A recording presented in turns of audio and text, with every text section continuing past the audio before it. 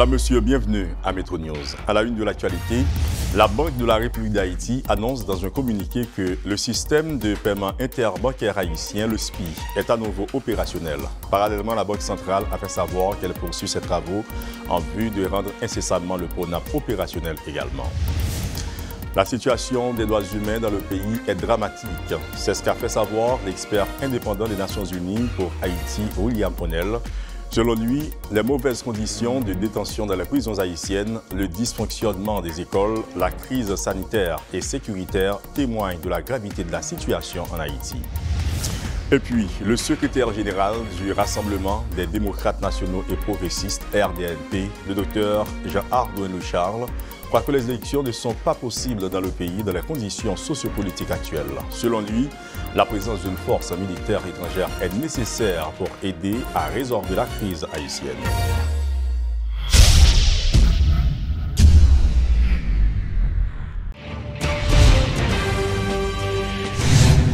Voilà, Madame, Monsieur, on sait qu'au cours de la semaine, il y a cela environ 2 semaines, il y a eu un problème, une panne, si vous voulez, dans le système bancaire haïtien, où le SPI, le système de paiement interbancaire, était interrompu. Il y a aussi le PRONAP qui était dysfonctionnel. La Banque de la République d'Haïti a informé que le SPI est fonctionnel aujourd'hui en attendant le fonctionnement ou l'opérationnalisation du PRONAP. Mais pour comprendre ce qui s'est passé, et peut-être en partie, on va recevoir le banquier, mais aussi et surtout financier, Nips Zéphirin, qui est avec nous, spécialiste dans le domaine bancaire, qui va essayer de nous aider à comprendre ce qui s'est passé et quelles peuvent en être les conséquences. On est là pour recevoir Nips Zéphirin. Bonjour, bonsoir, bienvenue sur Métropole. Bonsoir Jean-Jules et bonsoir à tous les téléspectateurs de Radio et Télé Métropole. D'abord, nous avons demandé où et qui compréhension de sacré système bancaire haïtien. SPI, pas fonctionné. PRONAP, pas fonctionné. Qui premier regard, qui première compréhension tu gagné de ça lorsque nouvelle ça t'est tombé, tu es venu nous-mêmes comme expert dans le domaine? Bon, moi personnellement, moi j'utilise le système bancaire haïtien presque tous les jours et nous faisons pile transactions avec les clients et tout le monde que nous gagnons en Haïti qui a utilisé ce système. Une fois que tu as annoncé le système tombé, le système down, et première impression que tu es venu dans la tête, nous t'ai dit que c'est capable d'un problème technique mineur et comme ça qu'on arrivait dans le passé. Mais après 2, 3, 4, 5 jours, et inclus dans des forums, il y a des informaticiens aussi que moi appartenu, et il a été conclu ou l'impression que nous avons gagné, bien que ce n'est pas officiel, que la Banque centrale ou le système de paiement interbancaire aurait est victime de ce que nous relevons dans l'informatique, le malware. Qui ça, le malware? Le malware, c'est un virus informatique, mais qui attaque un système. Maintenant, ça qui passe bien directement, nous plus mettons en catégorie de ça que nous relevons ransomware. Ransomware, c'est un virus lié tout, mais objectif ransomware là et pirate informatique qui derrière ransomware là, c'est que yo pirater données informatiques, yo neutraliser accès à tout utilisateur yo, et puis yo prend contrôle données yo, et puis yo encrypter yo. Et yo exiger par la suite une rançon. C'est comme la vie réelle, c'est ce qui s'est passé et d'après nous-mêmes dans le système de paiement interbancaire. Alors, vous supposez que ça passait ou bien vous avez confirmation à partir des données, des informations que c'est exactement ce qui s'est passé? Parce qu'il s'agit là du système bancaire haïtien, M. Zéphirin. Nous pas gagné confirmation exactement et c'est là le problème parce que la Banque centrale ne communique pas suffisamment à ce niveau. Parce que quand ce type de choses arrive, là on parle de la Banque centrale, on parle du système financier haïtien, on parle du système principal qui gère les opérations bancaires et des banques en Haïti. Donc la Banque centrale n'a pas communiqué suffisamment à ce sujet. Les petites notes, les petites communiqués, pas vraiment significatives au point que yo gagne une rassurance que nous créons. Du coup, on a conclu que l'impossible que c'est capable d'un ransomware. Et tant que Jacques me dit là, ransomware là, le prend contrôle, le ça fait chantage, yo exiger un rançon. Maintenant, voici que la Banque centrale, la Banque de la République d'Haïti, a confirmé l'opérationnalisation, le fonctionnement ou la reprise du système de paiement interbancaire haïtien, le SPI, en attendant que Pronapla lui-même qui permet de faire des transactions en ATM, puis rétablir après. D'abord, on a des conséquences et dégâts qui déjà causés dans le système à cause de ça, selon vous-même. Qui ça a représenté? Ça représente un poids considérable pour les entreprises, parce qu'en plus l'entreprise a un peu de difficulté pour payer fournisseurs, parce que le système bancaire haïtien aussi fonctionnel et nous catégorisé parmi les systèmes qui non seulement fonctionnel, mais qui portait le plus ou moins bien. Et le système de paiement interbancaire, c'est un élément principal qui permet d'évaluer le système.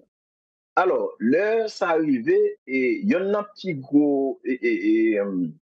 M'a perdu là. Alors, là, ça arrivait, il y en a un petit gros souci que nous pensons que les gagnent comme conséquence, c'est que les caractériser un retard de paiement. En fait, le monde qui a besoin de débuter un compte dans une banque X ou créditer un compte dans l'autre banque Y. Et nous, yo vinn gen retard dans ça. Mais le plus gros souci que nous-mêmes, techniciens, nous gagnons avec ça, c'est que la communication de la BRH, c'est pratiquement nul à ce niveau. On n'a pas besoin du gouverneur de la Banque centrale pour venir parler. On a besoin du directeur de l'informatique, le directeur de la sécurité informatique à la BRH pour venir nous expliquer ce qui s'est passé exactement. Communiqué qui sorti hier, là, qui a annoncé que le système est maintenant opérationnel, ne rassure pas vraiment parce que nous ne connaissons pas est-ce que ça va se passer demain, est-ce que ça va arriver à nous.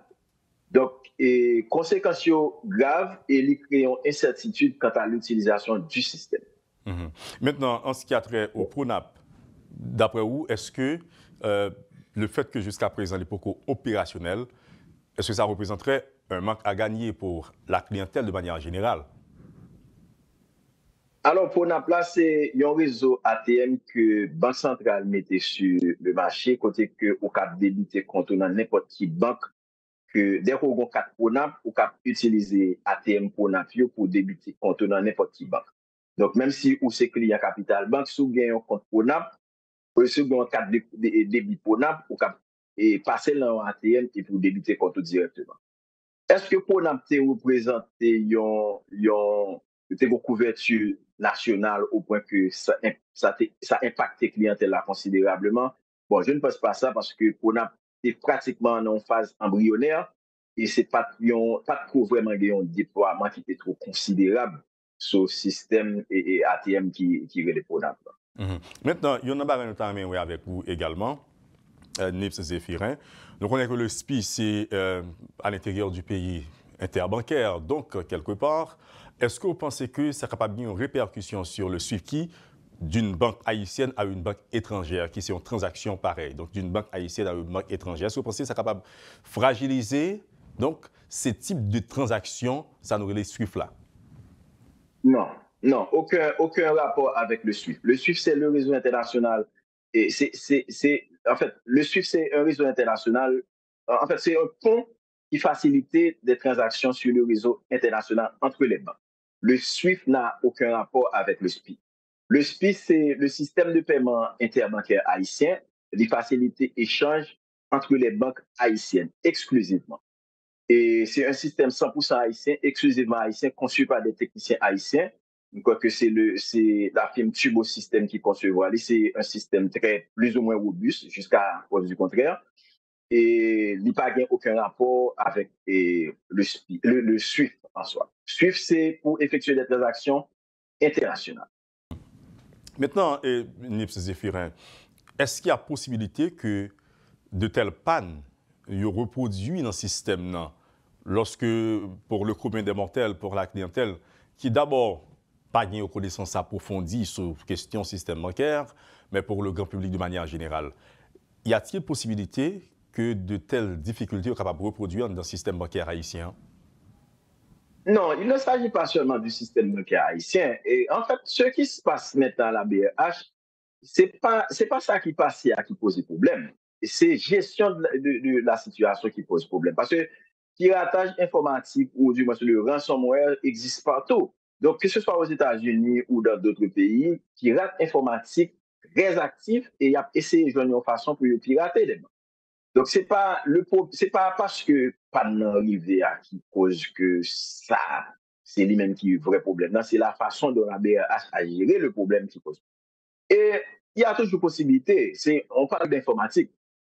Et les réseaux informatiques sont très fragilisés. C'est pour cette raison qu'il y a les certifications, il y a les antivirus, il y a la sécurité et il y a aussi les auditeurs informatiques. Donc, c'est un travail continu, côté que c'est chaque jour à monitorer le système, non, pour ouais, est-ce que pas gain un breach, est-ce que pas gain un faille dans le système, non, côté que le système non vulnérable. Mais Le fait que la nous pas possibilité. une précision, mais exactitude, tout sur ça qui est passé, hein. Ne pas parler ou se dire, là, analyser, on va supposer que ça capable de piratage, n'a pas un mot courant pour le commun des mortels. Est-ce que le fait de ne pas savoir ce qui s'est passé réellement, d'une part, et le fait pour la Banque de la République d'Haïti de communiquer façon que les communiqués, est-ce que ça peut représenter une forme de stratégie pour ne pas paniquer et fragiliser la situation un peu plus? Communication de crise, c'est dans le domaine ça nous est là. Je suis d'accord avec toi sur cet aspect, et Jean-Jules. Alors, il faudrait inévitablement que la Banque centrale établisse une cellule de crise. Et cette cellule de crise, nous n'avons pas besoin d'un gouverneur pour venir parler, comme si venir expliquer ce qui passe. On a besoin des techniciens pour parler, et ces techniciens sont là.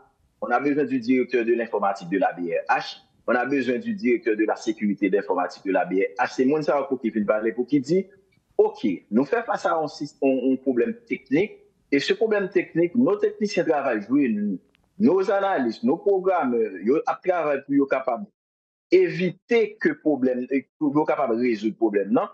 À ce moment, nous mettons tête fouette. Jusqu'à présent, toutes les données sont sécurisées, les données sont encryptées, les backups sont là, et il n'y a aucune panique. Mais là, on suppose, et l'heure à supposer, et les facilités, premièrement, que des gens qui ne sont pas techniciens dans le domaine, nous font des spéculations. J'ai entendu récemment un leader politique, voyou de son État, qui essayait de dire des choses. Mais on ne parle pas comme ça d'un système financier d'un pays.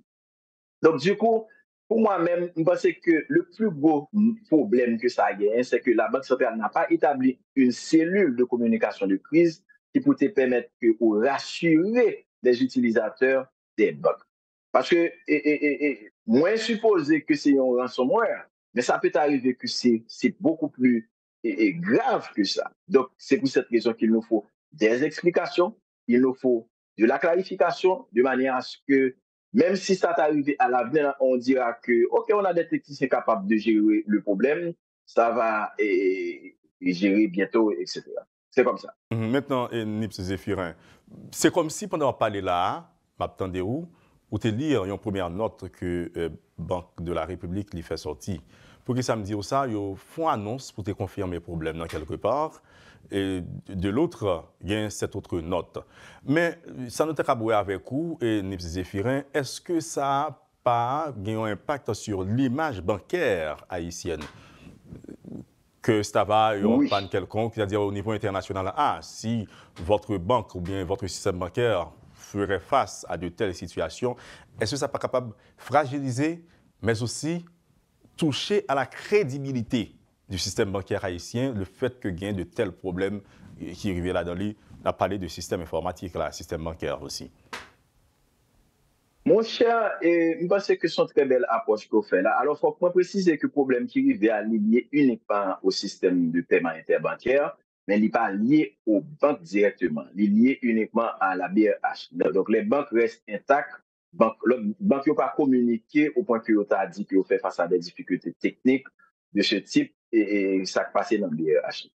Mon cher, pour moi répondre à une question là directement, c'est que l'année dernière, mon cabinet, le Consulting Plus Firm, nous avons participé dans un rapport une étude qui a fait sur le système financier haïtien, notamment le système bancaire haïtien. Côté que la firme californienne qui nous a fourni données, a conclu que le système haïtien est fonctionnel. Et le système se porte plus ou moins bien et nous avons été satisfaits et j'ai été très content parce que jusqu'à présent, je toujours dit, même si le système haïtien, en termes de services, est très désuet et les accès bancaires sont très limités, mais le système est fonctionnel, bien que les banques sont très fragiles. Cependant, et après étude, depuis la semaine dernière, j'ai reçu pas mal d'emails que moi pas qu'à répondre parce que la Banque centrale n'a pas communiqué suffisamment sur le sujet. Alors, fragilité du système, oui, ça va fragiliser le système parce que les investisseurs, parce que nous-mêmes qui en Haïti, nous pensons que nous juste été comme ça, mais il y a des personnes qui analysent le système pour voir quelles sont les opportunités, quelles sont les possibilités d'investissement qui y existent. Donc, oui, ça va affecter l'image du système bancaire parce que on aurait bien aimé avoir une bonne explication pour permettre que nous apaiser toutes les incertitudes qui gagnent par rapport à la crise qui gagne. Maintenant, quelle devrait être la prochaine étape dans le cadre de la gestion de cette crise, que ce soit sur le plan communicationnel, donc dans ce qui a trait à la gestion, si vous voulez, de cette situation? Mon cher, m'a aller dire, on aura besoin d'un panel avec, bien entendu, les membres du conseil d'administration de la BRH, mais la personne principale, le technicien de haut rang que nous besoin pour faire une bonne explication, c'est le directeur de l'informatique de la BRH, le directeur de la sécurité, préparer en communication, bien expliquer, même si que ou pas dit toute la vérité pour que ou pas fragiliser le système davantage, mais il faut inévitablement dire ça qui est passé. Parce que ces communications, c'est comme si la Banque centrale n'avait pas parlé. Merci beaucoup, Nips Zéphirin. Si vous avez un dernier mot à placer sur la situation, ça, c'est le temps de le faire. Merci Jean-Jules. Moi, salue tout auditoire et radio et télémétropole. Moi, je pense que le système de travail, c'est un travail continu qui suppose être fait. Et le système là fait face à un peu de difficultés, c'est vrai, mais quand il acteur, quand il observateur qui analyse le système là, si pour le système là était compliant ou du moins est conforme aux exigences internationales, pour type de problème ça nous éviter que il pas trop répétitif et que surtout pour le système et le paiement interbancaire, moi t'as bien souhaité que la Banque centrale implémente un système séparé qui servit de backup en cas de panne de système, ça que nous avons là pour que l'autre système ça prend la relève de manière à empêcher que nous pas obligés de faire près d'un mois sans que nous pas un système de paiement interbancaire. Parce que le système de paiement interbancaire, là, Jean-Jules, haïtien, comme nous bien, moins comparé avec le système de paiement interbancaire ici aux États-Unis, la différence, c'est qu'il y a la rapidité, il y a le prix. Le prix en Haïti, c'est rien du tout. Et un SPI coûte 100 gouttes ou 3,30 $. Et ici, aux États-Unis, ça prend du temps. Ça peut prendre jusqu'à 5 jours pour effectuer un transfert interbancaire. Donc ici, en Haïti, tu peux faire une transaction de la Unibank vers la Sogebank et ça arrive un seul jour. Le compte est débité à la Unibank et crédité à la Sogebank. Donc c'est un système fonctionnel, mais il faut davantage travailler sur le système pour empêcher que le type de crise ça ou pas trop répétitive. Et aussi, il faut une meilleure gestion à l'avenir en cas que le problème ça t'a répété à nous. Alors, je vous ai demandé de placer un dernier mot. L'autre problème qu'il y avait dans cette crise, notamment, moi je place un demi-mot, c'est que transactions en liquide ne pas acceptées, c'est-à-dire un montant bien déterminé. Donc c'est ça qui était plus fragilisé le système. N'est-ce pas penser que si ça t'avait reproduit, que tu n'as obligé, ou bien tu obligé, la possibilité à la clientèle là de faire des transactions en liquide, s'il le faut. Bon, mais bien sûr, mais tant qu'on connaît, moi, toujours prôné un système bancaire sans cash, avec réduction de cash, c'est que nous avons pour nous tourner dans ça. C'est comme si nous retournions 20 ans en arrière. Merci beaucoup, Nips Zéphirin, spécialiste dans l'analyse du système bancaire. Je le dis comme ça, mais financier, banquier, tout simplement. Donc, on confirme qu'il a évolué dans le domaine ça tout, qui relaie encore. Consulting plus firme. Merci beaucoup de votre disponibilité à Métropole. Et nous en profitons pour lire pour vous le dernier communiqué de la Banque de la République d'Haïti sur cette crise, Madame, Monsieur, si nous pouvons l'appeler crise, en tout cas sur cette panne techniques, c'est ainsi qu'on l'appelle donc à la BRH. Selon la Banque centrale, les défis techniques qui avaient précédemment entraîné une interruption du service ont été surmontés. La Banque de la République d'Haïti indique qu'elle a mis en place les dispositifs adéquats pour assurer le fonctionnement normal des opérations bancaires dans le pays. La BRH poursuit ses travaux en vue de rendre incessamment le PRONAP opérationnel et tiendra le public informé de tout nouveau développement. Le système financier joue un rôle de premier plan dans l'activité économique du pays, selon plusieurs économistes qui exhortaient les autorités monétaires du pays à résoudre le problème au plus vite. Dans la politique, l'ancien Premier ministre Joseph Jotte se dit surpris de son invitation au cabinet du juge chargé d'instruire l'affaire de l'assassinat du président Jovenel Moïse.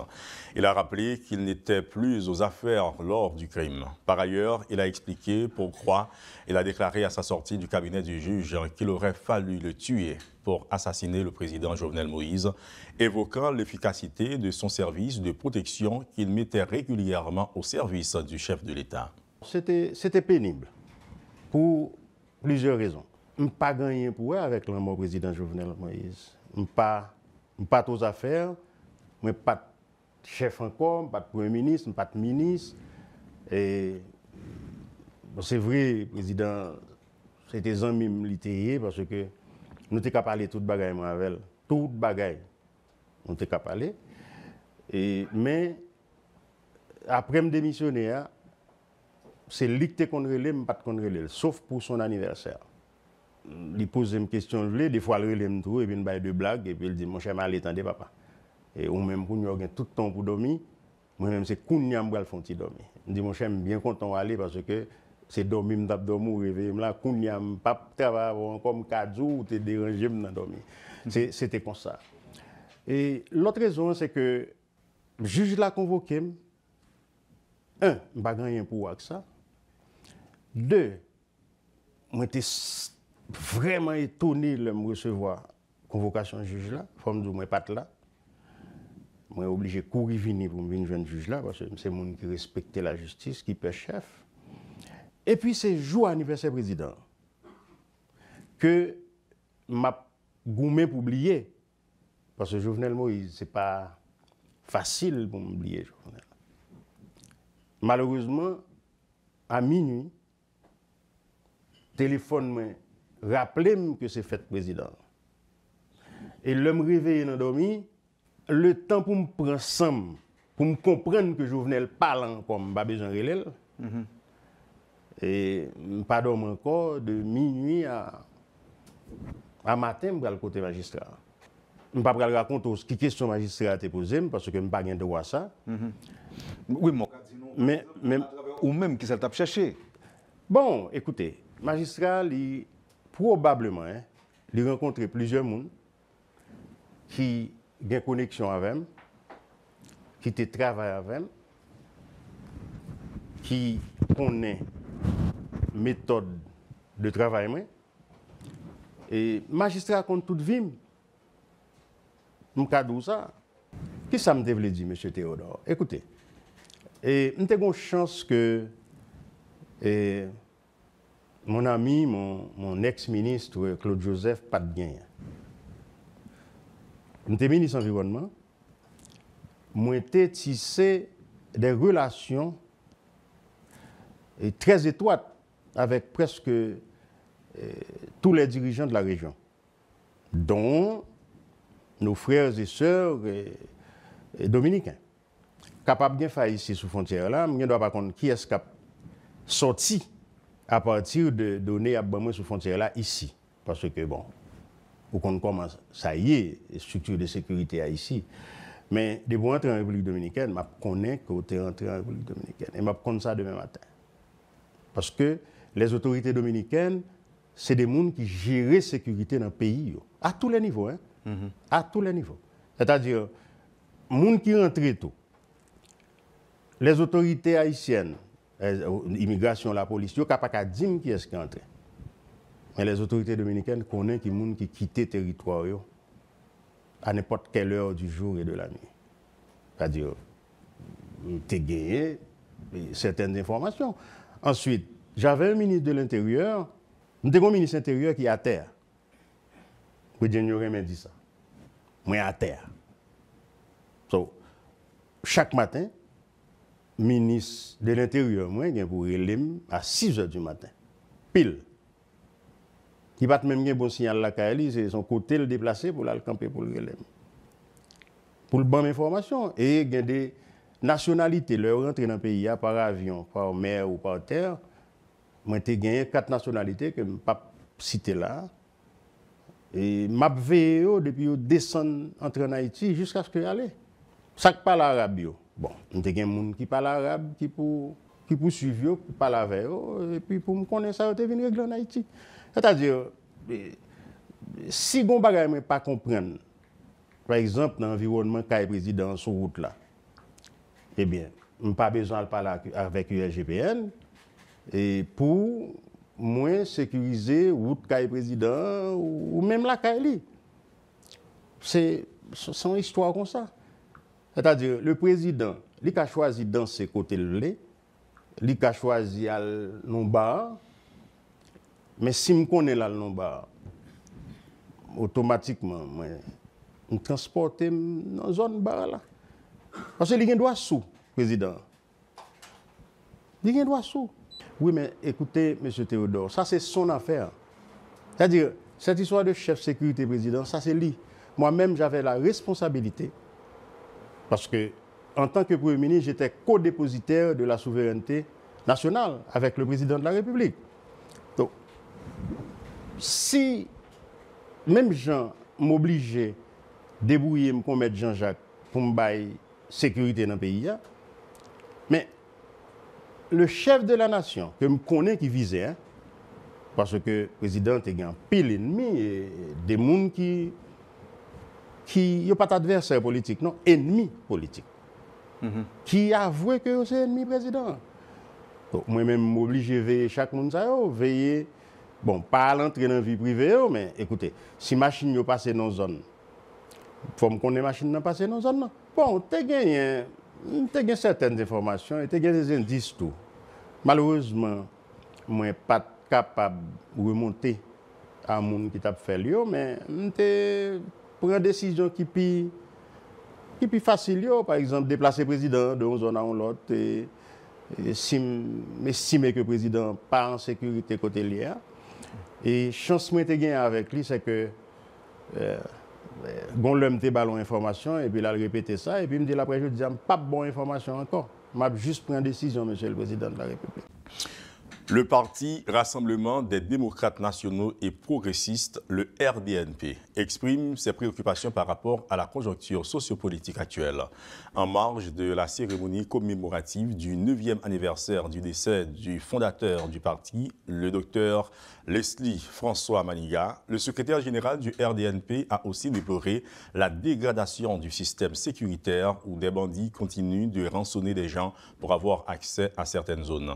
Selon le docteur Jean Ardouin Louis-Charles, les élections ne sont pas possibles dans ces conditions et estime que la présence d'une force militaire étrangère est nécessaire dans le pays aujourd'hui. C'est bien que la première fois dans l'histoire du pays que nous arrivons dans l'état ça. Côté, c'est un corps en dehors, un corps armé. En dehors de forces armées légales, c'est eux-mêmes qui ont martyrisé la population.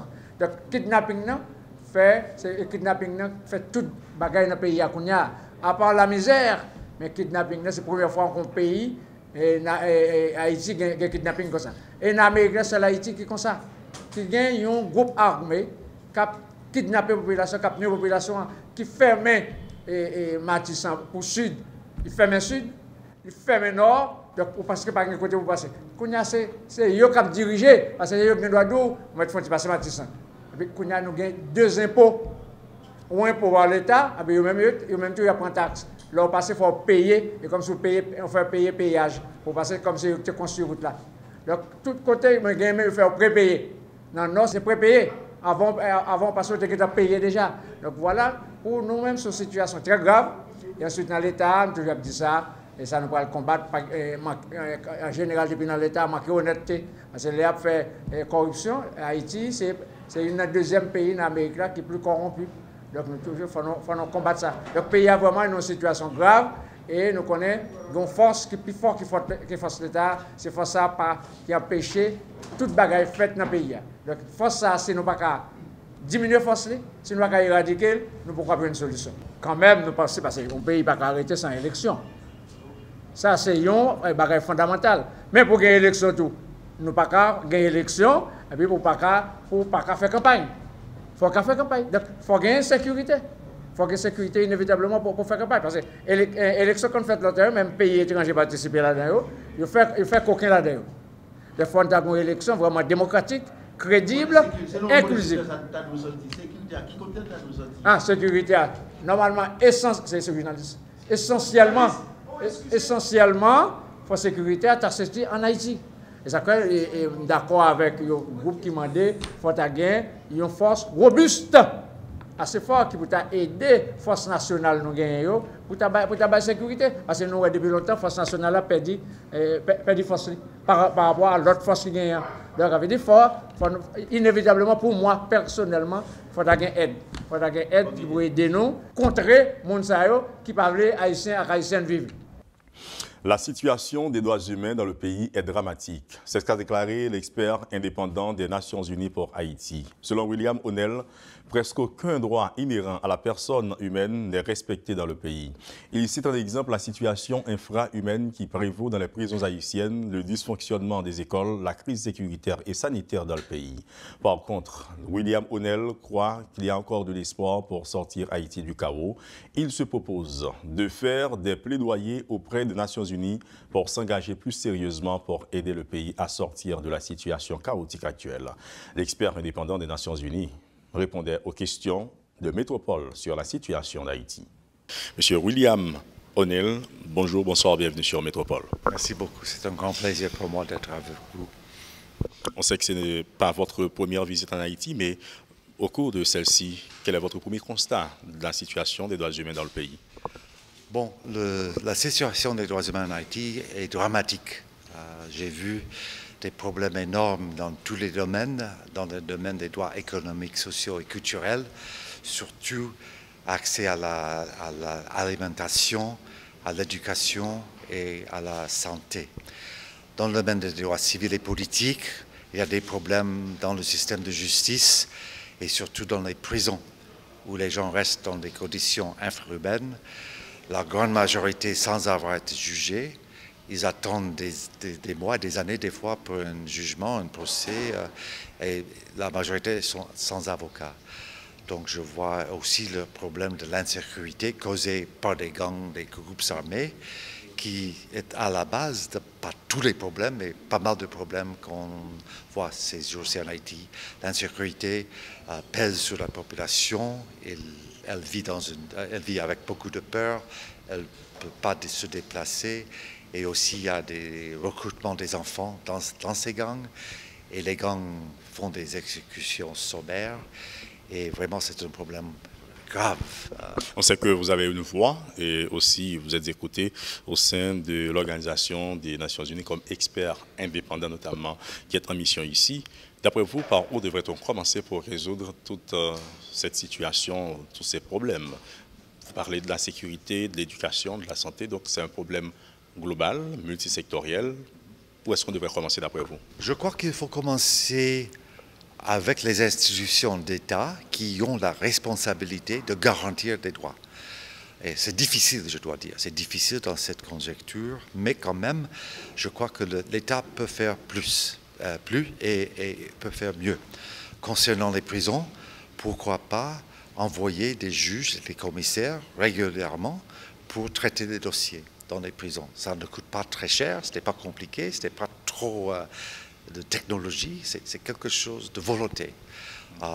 Pour l'éducation, c'est plus compliqué parce qu'avec ça, c'est difficile dans les régions ou des quartiers non-droits, les enfants, les écoles ne fonctionnent pas. Ça, c'est difficile, donc on rentre à la question de la sécurité. Pour moi aussi, une chose que peut être fait, c'est le contrôle d'armes et de munitions pour baisser le poids des gangs. Si les gangs n'ont pas d'armes, pas de munitions, les gangs perdent beaucoup de leur puissance. Donc si l'État haïtien, avec d'autres États américains, dominicains et Jamaïque, peuvent trouver un moyen d'arrêter ce trafic, ça peut avoir un effet très positif sur cette question d'insécurité.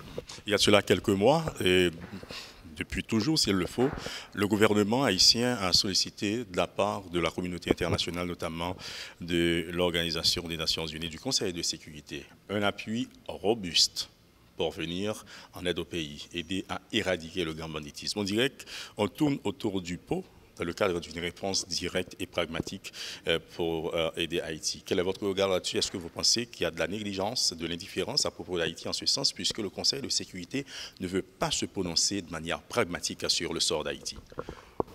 Oui, c'est compliqué. Je crois que, bon, je n'ai pas accès au débat au sein des conseils de sécurité. On le sait. Mais ce que je peux dire, c'est compliqué pour des raisons, ce ne sont pas toutes les raisons, mais la situation géostratégique pèse sur Haïti. Ce que ça veut dire l'Ukraine. La crise en Ukraine a causé beaucoup de débats entre le Conseil de sécurité, surtout entre les Russes et les États-Unis. Donc c'est difficile pour le Conseil de sécurité jusqu'à présent, ça peut changer, mais au présent c'est difficile parce que les Russes, avec un veto, peuvent bloquer comme ils veulent, et la Chine aussi. Donc je crois que le problème à ce niveau-là est de trouver une initiative qui est acceptable au pays qui a autre chose dans leur tête, pas seulement un jugement sur Haïti, mais ils pensent aux Ukraine, autres... En ce sens-là, vous savez, on dit n'importe quoi, sans préjugés aucun, mais il y a des gens qui pensent qu'on traite Haïti avec un peu d'indifférence, parce que c'est Haïti, parce que c'est non. On est même allé, on va même dire, on dit même que c'est une question de racisme, parce que ce sont des Noirs, etc. Vous savez, on dit tout ça, c'est comme quand on voit toutes les finances ou tous les financements qu'on donne à l'Ukraine, c'est des milliards, des dizaines de milliards qu'on fournit à l'Ukraine. En Haïti, on aurait besoin d'un tout petit appui. Vous savez, on dit ça, c'est de l'indifférence ou du racisme pur. Vous savez, les gens disent beaucoup de choses à propos de ce qui se fait en Haïti à cause de cette lenteur. Il y a des gens qui parlent d'indifférence aussi. Oui, il y a des différences. Je ne crois pas que c'est le racisme. Je crois que c'est plutôt la géostratégie. L'Ukraine, c'est un pays assez grand, avec 50-60 millions de personnes jusqu'à côté de la Russie. Haïti est petit, il faut dire. Une chose, mon objectif comme expert indépendant, je suis basé à New York, je vais faire mon meilleur d'éviter qu'Haïti soit oublié. Ah bon? Bon, je vous assure, je ferai le maximum que je peux quand je suis à New York, de taper sur les portes, de parler avec les ambassades françaises, américaines, canadiennes, n'importe, pour pousser la situation d'Haïti. On dit qu'au-delà d'une mission onusienne, ça pourrait être une mission multilatérale, d'appui robuste. C'est-à-dire d'autres pays pourraient se proposer et on n'aurait besoin que d'une main levée au Conseil de sécurité pour qu'on accepte qu'une mission arrive, mission de police, mission militaire, on ne sait pas, en tout cas on parle de force robuste. Récemment, l'Organisation des États américains a voté une résolution demandant beaucoup plus d'aide pour la restauration de la démocratie, de l'état de droit, et du respect des droits humains, et notamment de la sécurité. Vous pensez que c'est possible, la force multinationale, multilatérale, pour venir en aide à Haïti, au-delà du veto ou avec une main levée du Conseil de sécurité? Je crois qu'on parle beaucoup d'une force, et je comprends, mais pour moi aussi, il ne faut pas oublier les efforts nécessités pour adresser cette question dramatique de la situation humanitaire. Pourquoi les jeunes vont aux gangs? Pourquoi qu'il y a des gangs? Parce qu'il n'y a aucun espoir pour les gens qui vivent dans ces quartiers. Donc oui, c'est bon, régler les gangs, assurer la sécurité, mais si on ne crée pas d'emploi, l'éducation, santé, dans 2-3 ans, on aura la même chose avec les jeunes, avec aucun avenir, aucun espoir. Ils vont réentrer dans les gangs. Donc il faut vraiment aller dans les racines du problème. Et c'est pour moi, c'est le sous-développement, l'inégalité et la grande pauvreté. On va finir, Monsieur O'Neill, mais vous avez parlé des élections, donc du rétablissement des institutions capables de restaurer l'état de droit, pour la démocratie, vous en avez parlé, et tout à l'heure, vous pensez que les élections sont possibles aujourd'hui et que la communauté internationale va accompagner Haïti dans un tel processus avec cette situation dramatique? Je vous reprends. Oui, bon, si la situation de sécurité ne s'améliore pas, c'est mon opinion personnelle, je n'engage personne que moi, que ce n'est pas possible. Mais si on a une amélioration dans la situation sécuritaire, ça peut passer. Mais je laisse aux experts de sécurité de faire une évaluation à un moment donné et qu'ils disent oui, c'est possible, la situation est plus ou moins sous contrôle, ou non, il faut faire encore des choses parce que les gangs sont trop puissants. La crise politique vous attire l'attention aussi. Les acteurs qui sont incapables de s'entendre, même au-delà de cette mission de la Jamaïque, rien n'est sorti. Est-ce que ça vous attire l'attention aussi? Ah non, ce n'est pas dans mon mandat. J'espère bien que la situation est réglée politiquement, mais moi, je me penche sur les droits humains, sur les défis qui sont déjà assez pour moi. Et je suis la situation, les débats, mais je n'entre pas, c'est autre chose. On comprend. Un petit message rapidement à la communauté internationale de manière générale, qui nous suit, mais notamment à vos collègues de l'Organisation des Nations Unies, certainement que vous rencontrez sur le dossier d'Haïti. Vous êtes ici certainement pour suivre, pour vivre aussi de manière personnelle ce qui se fait. Un petit message à Haïti, aux membres de la communauté internationale, notamment aux membres de l'Organisation des Nations Unies. Pour moi, Haïti a toujours de l'espoir. Ce n'est pas une situation sans espoir. C'est ça le message que je vais passer à New York aussi et ailleurs, à Washington. Il faut faire quelque chose. C'est urgent, le temps traîne, mais c'est faisable. Il y a des gens de bonne volonté ici, il y a beaucoup de talent, et avec un effort, avec un contrôle de l'insécurité, on peut faire des choses ici.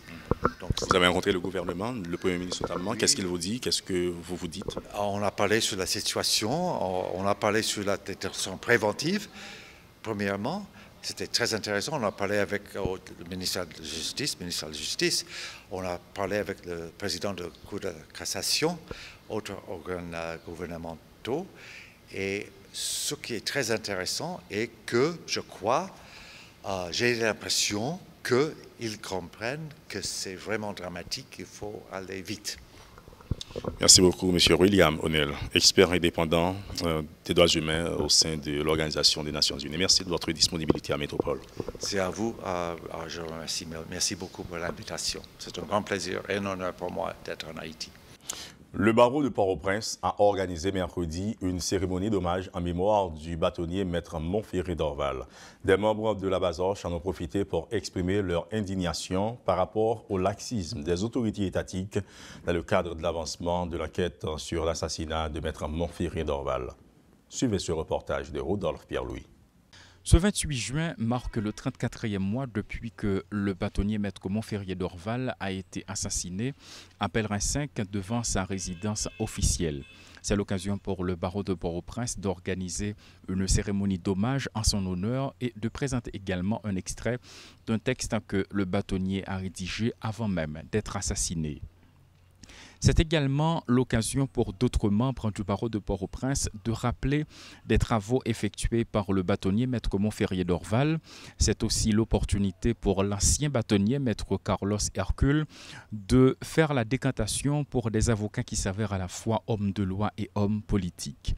Depuis quelque temps, depuis tantôt 3 ans environ, tous les 28 de tous les mois, c'est l'opportunité, la possibilité pour le barreau de Port-au-Prince de rappeler au pouvoir exécutif que jusqu'à présent, le dossier de l'assassinat de Maître Montferré Dorval est dans l'impasse. D'ailleurs, c'est un dossier qui a connu un parcours remarquable, un parcours impressionnant selon des membres de la Bazoche. Il y a eu différents juges, il y a eu également un vol au tribunal de première instance de Port-au-Prince. Le dossier a été volé, le dossier a été reconstitué. Et à présent, il y a un autre juge qui travaille sur le dossier depuis environ un mois, c'est le juge Martel Jean-Claude. Il faut souligner que dans exactement 2 mois, soit le 28 août 2023, le dossier va avoir exactement 3 ans depuis que le bâtonnier Maître Montferrier Dorval a été assassiné et jusqu'à présent, rien n'a été fait. Le barreau de Port-au-Prince tente à chaque 28 d'un mois pour rappeler aux différents membres du pouvoir exécutif que l'affaire n'a pas encore été élucidée et du côté des membres de la Bazoche, ils n'entendent pas lâcher prise selon leurs différentes déclarations jusqu'à ce que justice soit rendue. Claude Désir et Rodolphe Pierre-Louis pour Télémétropole. Et voilà qui met fin à l'édition de Métro News d'aujourd'hui. Avant de refermer cette édition d'information, le rappel des titres. La Banque de la République d'Haïti annonce dans un communiqué que le système de paiement interbancaire haïtien, le SPI, est à nouveau opérationnel. Parallèlement, la Banque centrale a fait savoir qu'elle poursuit ses travaux en vue de rendre incessamment le PRONAP opérationnel également. La situation des droits humains dans le pays est dramatique. C'est ce qu'a fait savoir l'expert indépendant des Nations Unies pour Haïti, William Bonnell. Selon lui, les mauvaises conditions de détention dans les prisons haïtiennes, le dysfonctionnement des écoles, la crise sécuritaire et sanitaire témoignent de la gravité de la situation dans le pays. Et puis, le secrétaire général du Rassemblement des démocrates nationaux et progressistes, le RDNP, le docteur Jean-Arnaud de Charles, croit que les élections ne sont pas possibles dans le pays dans les conditions sociopolitiques actuelles. Selon lui, la présence d'une force militaire étrangère est nécessaire pour aider à résorber la crise. Et voilà qui met fin à l'édition de Métro News d'aujourd'hui. Restez sur Métropole pour la suite de la programmation. Au revoir.